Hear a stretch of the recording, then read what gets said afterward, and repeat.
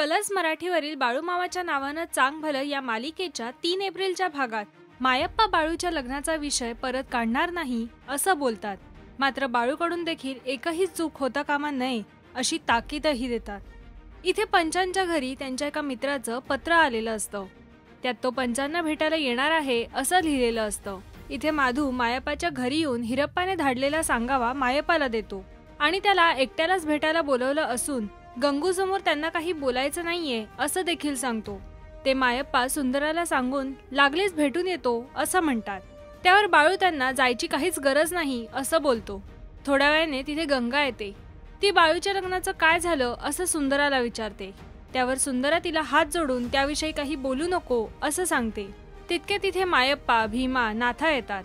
मायप्पा गंगूच्या सासरी जायचं आहे असं सांगतात।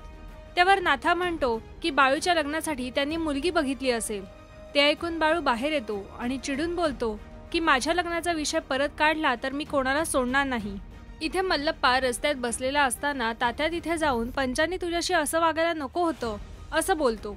त्यावर मल्लप्पा बोलतो की त्याच्या संसारात मी जाऊन मदत मागणं चुकीचंच होतं। तात्या त्याला मदत म्हणून मी पंचांशी बोलू का असं विचारतो। त्यावर मल्लप्पा बोलतो की माझ्या देवावर खूप विश्वास आहे, तोच सगळं नीट करेल आता। इथे बाळू हिरप्पाने मायप्पाला का बोलवलं असेल याचाच विचार करत असतो।